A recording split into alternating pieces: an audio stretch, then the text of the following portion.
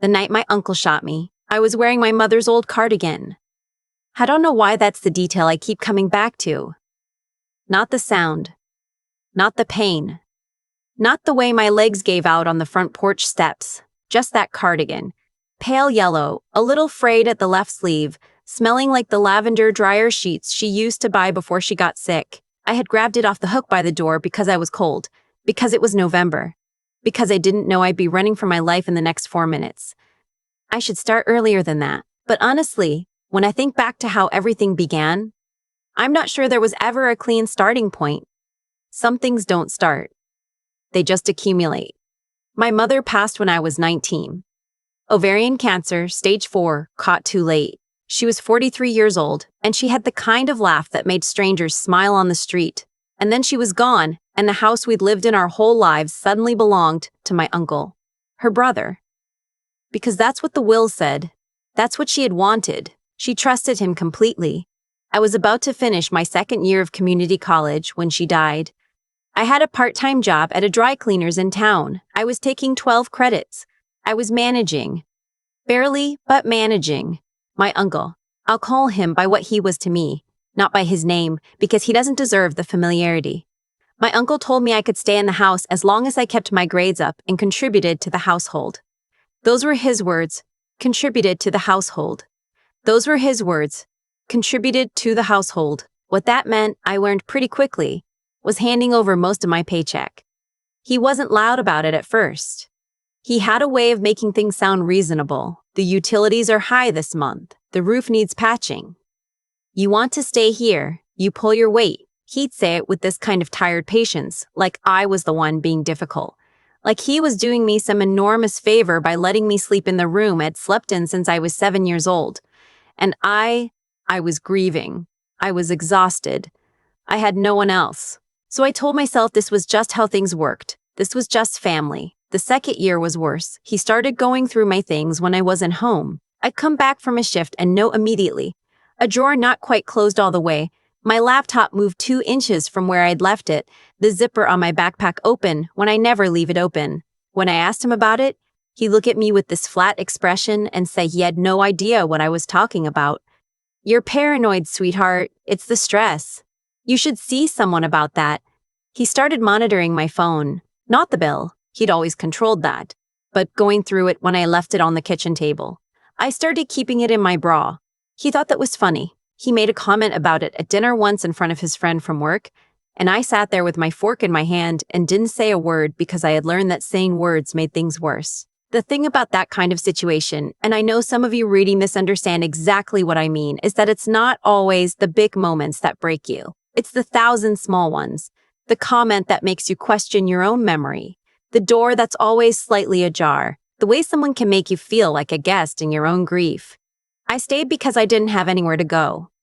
I stayed because I kept thinking it would get better. I stayed because he was my mother's brother and some stubborn, stupid part of me believed that meant something. And then one Tuesday night in November, it stopped being about small things. I had been accepted to a 4-year university. A real one, a state school about 2 hours away, with a nursing program, with financial aid, with a dorm I could move into in January. I had applied quietly, the way you do when you're living with someone who has made it very clear that your ambitions are inconvenient. I had saved the acceptance letter in a folder in my email and I hadn't told a single person. He found it. I don't know how. Maybe he had my email password. Maybe he had set up some kind of monitoring on the home Wi-Fi. I'd stopped being surprised by what he knew. What I was not prepared for was how he reacted. I came home from work at 9:15. He was sitting at the kitchen table with his laptop open and a glass of something amber on the counter, and he looked up at me with an expression I hadn't seen before. Not the cold flatness, something worse. Something that looked almost like satisfaction. You think you can just leave, he said. Not a question. I put my bag down slowly. I had learned to move carefully around his moods. I got into school, I said. I was going to tell you. With what money? Financial aid, grants. I worked it out. He laughed. It was a short sound, not warm at all. You worked it out. He stood up. He slapped. It was a short sound, not warm at all. You worked it out. He stood up. He was a big man, not tall, but wide, solid. The kind of person who takes up more space than they need to. Your mother left me this house. She left me responsible for you. You don't get to just decide things. I'm 22 years old, I said. My voice came out steadier than I felt. I can make my own decisions. He moved fast. I hadn't expected that. One moment, he was on the other side of the table, and the next he had his hand around my wrist, and he was pulling me toward him and saying things, low, ugly things, about how ungrateful I was, how much he had sacrificed, how my mother would be ashamed of me. I was twisting, trying to get free, and then somehow we were in the hallway, and he had shoved me into the wall hard enough that I heard something crack. Me, or the drywall, I still don't know. And I got my arm free and ran for the front door. The shot came from behind me. It hit my left side, low, near the hip. I know that now. In the moment, I just knew something had gone wrong with my body, that there was a sound like the world tearing, that the front porch steps came up at me very suddenly. I remember my hands on the wood planks. I remember the cold of the November air. I remember thinking, very clearly and very stupidly, Mom's cardigan is going to be ruined. I got up. I don't know how. Adrenaline, maybe. Or just the pure animal refusal to die on the porch of the house where I grew up. I got up and I went down the steps and I went into the street and I kept moving. I made it 4 blocks before my legs stopped cooperating. There was a park, more of a green space, really. Just a long stretch of grass with benches along the path. The kind of city planning that looks nice on a real estate listing. I made it to a bench and I sat down and I pressed my hand to my side. And I looked at my hand and I thought, okay, this is serious. This is very serious. My phone. I reached into my jacket. I was wearing my jacket over the cardigan, thank God, and my phone was there. I unlocked it. My hands were shaking. I tried to dial 911 and the screen went dark. Battery dead, of course. I had meant to charge it at work and I had forgotten. There was a man on the next bench. He was maybe 60, maybe a little older, sitting with his hands resting on his knees, looking at nothing in particular. Well-dressed? Not flashy, but the kind of well-dressed that is so understated it becomes its own statement. Good coat. Good shoes. The kind of still that some people have, the kind that usually comes from a long time of being very responsible for very large things. I tried to say help. I don't know if any sound came out. He wasn't looking at me. I lifted my hand, the one not pressed to my side, and I waved. He didn't respond. I waved again, more urgently, and he turned his head and looked at me, and I could see immediately that something was different about how he was receiving the world. He watched my face very carefully. He wasn't reading my lips. I wasn't saying anything, but he was watching my face with complete attention. He was deaf. I knew almost no sign language. A few things from a unit in high school, half forgotten. Help. Please, hurt. I made the signs slowly, not sure if I was doing them right, not sure if any of it made sense. He was on his feet before I finished. He crossed to my bench in 4 steps and crouched in front of me and looked at my side, and his expression changed. Not panic, not alarm. Something much more controlled than that. He pulled out his phone and typed something and held it toward me. I'm calling 911. Don't move. You're going to be okay. He called. He spoke. So he wasn't mute. He could speak. He simply couldn't hear. And he gave the location and he gave a description and he stayed crouched in front of me with one hand on my shoulder, steady and solid until the ambulance arrived. It was 11 minutes. I know, because later I counted. His name was Walter. He gave it to me at the hospital, typed on his phone, waiting outside the ER while they worked on me. Walter, retired. Just out for his evening walk, same as every night, same bench, same route. I asked him in the blunt way you ask things when you've recently been shot, why did you stay? He typed back, because you needed someone to. I was in the hospital for 5 days. The bullet had done damage. Not catastrophic, but serious. And there was a surgery and there was recovery, and there were a lot of conversations with a lot of people in that time. Detectives, a social worker, a very tired hospital attorney who sat with me for 2 hours one afternoon and walked me through things patiently and without condescension. My uncle had been taken into custody the night it happened. A neighbor had heard the shot and called 911 before I even made it to the park. He was charged with aggravated assault with a deadly weapon and unlawful imprisonment. Apparently, The way he had controlled my movements in the house, the monitoring, the financial coercion, all of it had legal weight that I hadn't understood when I was living inside it. The attorney explained what each charge meant. She explained what I would likely be asked to do. She explained that it was going to be hard. I know, I said. Most people say that, and then they're surprised by how hard, she said. Not unkindly. I just want you to be actually prepared. Walter came to see me on the third day. He brought a plant, a small succulent in a terracotta pot, which I thought was a very sensible choice for someone visiting someone in a hospital. And he sat in the chair next to the bed and we communicated through his phone and my hands, the same awkward, halting way we had in the park. Except I had looked things up. I had asked a nurse for her phone, and I watched videos and I had practiced. My signing was still terrible. He was patient about it. On the fourth day, a different visitor came. A woman I didn't recognize. 50s, dark blazer, the kind of posture that is either military or very expensive private school. She introduced herself as being from the county district attorney's office. She wanted to ask me some questions. She also told me almost as an aside that she had spoken with the Colonel Bridges, retired consultant for a federal oversight board, who had contacted her office on my behalf. I stared at her. I'm sorry, I said. Who? She showed me her phone. A text from a contact saved as Colonel Richard Bridges, Rhett. Walter's last name was Bridges. The woman from the DA's office was very professional about it. She had clearly learned not to react to things. But she did say, quietly, he's been very helpful to this office over the years. When he calls, we listen. I don't want to make this into something it wasn't. Walter, Colonel Bridges, didn't swoop in and fix everything. That's not how it works.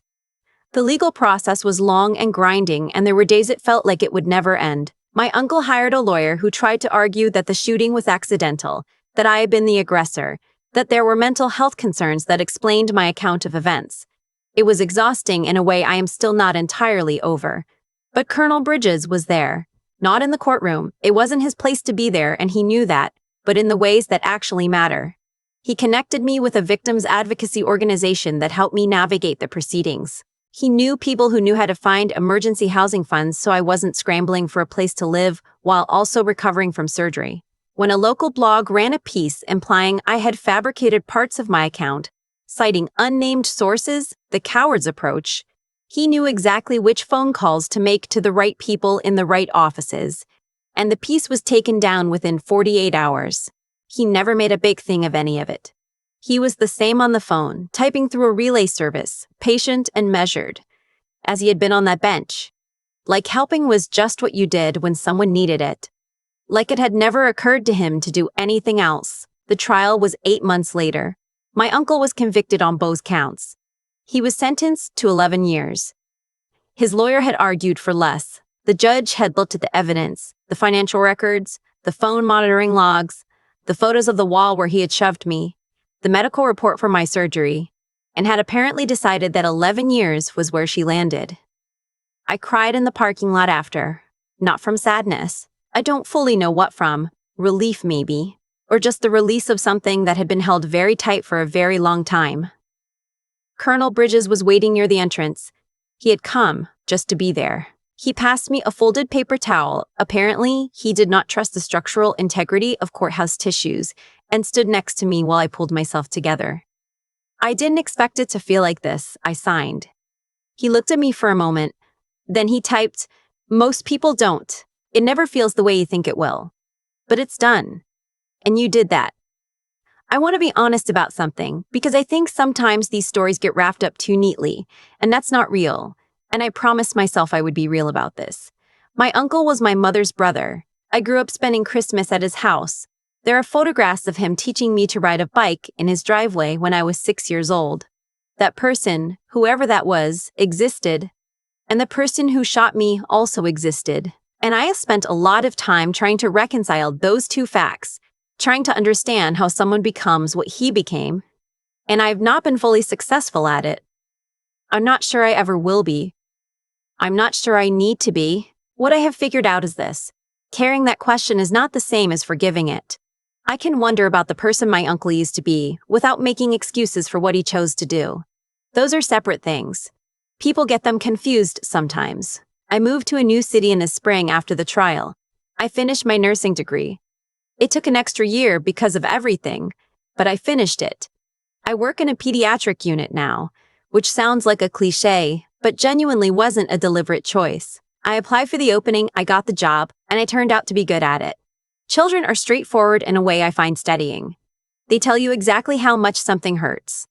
Colonel Bridges and I still talk. It's easier now. I've gotten better at signing, and there are video relay services that help when the signs fail me. He's become something I don't quite have the right word for. Not a father figure, exactly. Not a mentor, exactly. Something quieter than that. He checks in. I check in. Sometimes I send him photos of the succulent, which has somehow survived my care and is currently living on my windowsill and apparently thriving. A few months ago, I was having a hard week anniversary of my mother's death, which is always a hard week. And I called him, or I used the relay service, which functions like calling, and I told him I was struggling. And he texted back, "That's allowed. Missing people isn't a flaw. I thought about that for a long time. There are things I wish had gone differently. I wish my mother had known what her brother was. I wish I had gotten out sooner. I wish I had known that what was happening to me had names, had legal definitions, had weight. That it wasn't just something you absorbed and survived quietly. For a long time, I thought the way he treated me was somehow a reflection of my worth. And I know now that it was only ever a reflection of his.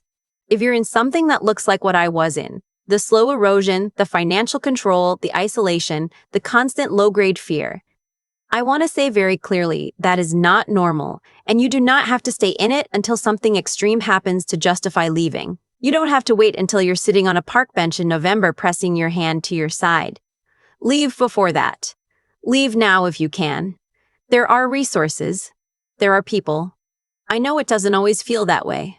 I know sometimes the thing that's hurting you is also the only shelter you have, and leaving seems impossible, and staying seems survivable, and so you stay. I know that. I did that. But survivable is not the only standard you're allowed to hold yourself to. You deserve more than something you can survive. The last time I visited Colonel Bridges, he made coffee. Real coffee. The careful kind in a French press. The way people make it when they think it matters. And we sat in his living room and I told him about a patient I'd had that week. A little girl who had come in scared and left calmer. And he listened the way he always listens, entirely, without looking at his phone or the window. And at the end he signed something to me, slowly, making sure I caught it. "You're good at this," he signed. "You are always going to be good at this," he signed. "You are always going to be good at this." I didn't know what to say to that, so I just nodded. But I thought about it driving home. I thought about the version of me that was 19 and newly motherless and handing over her paycheck and telling herself this was just how things worked. I thought about the version of me on the porch steps with her hands on the cold wood. I thought about how far those two versions feel from the person I am now, and how the distance between them wasn't luck. It was 1,000 small choices, some forced on me and some made with whatever I had left. I made it, not in spite of everything that happened. Not because of it either. I don't believe in that kind of meaning-making, the idea that suffering earns you something.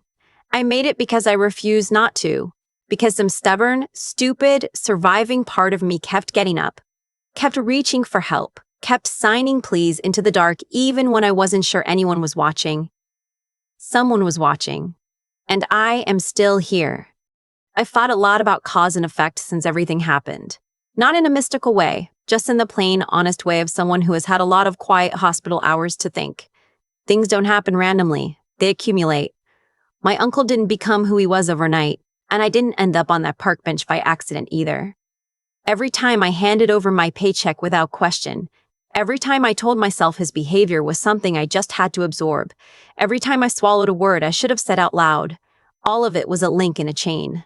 I'm not blaming myself for what he did. I want to be clear about that. But I do think there's something important in recognizing that staying silent has a cost, and that cost compounds quietly until one day it's very loud and very serious. What I keep coming back to is Walter, Colonel Bridges, a man who had every reason to just keep walking. It was cold, it was late, he couldn't hear me. He had already lived a full life and retired from it and had no particular obligation to the bleeding stranger on the next bench. And yet he stopped, he paid attention, he acted. That's not luck. That's character. Built over a long time through 1,000 choices I'll never know about. The way he handled that night, the steadiness of him, the complete absence of panic, that doesn't come from nowhere. It comes from a life of deciding over and over to be the kind of person who shows up. I think about that when I'm at work now. When I'm with a scared kid in the pediatric unit who doesn't understand why they're in pain or when it's going to stop. The most useful thing I can offer in that moment is not a medical explanation. It's steadiness. It's the willingness to sit with someone in their hard thing without flinching away from it. Walter taught me that without ever saying a word about it. He just demonstrated it, and I think that's how the most important things get passed on. Not through speeches, but through someone simply being what they are in front of you at the right moment. My uncle made choices too. That's the other side of this. He chose control over care. He chose to take from someone who had already lost everything instead of offering shelter. He chose on a Tuesday night in November to pick up a weapon. Those choices didn't go unanswered. That's not poetic justice. It's just how accountability works when the right systems are in place and when someone refuses to disappear quietly. I am still here because I refused to disappear quietly.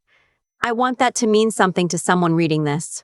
Not as a lesson packaged neatly with a bow, but as a real thing I actually believe. Your survival is not passive. Every time you get up, every time you reach for help, even when you're not sure it's there, every time you sign please into the dark, that is an act of will. That is intelligence choosing life over resignation. That is the most ethical thing you can do for yourself and, eventually, for everyone you'll go on to help. The succulent is still alive, by the way. Still on the windowsill, still thriving. I'm choosing to take that as a good sign.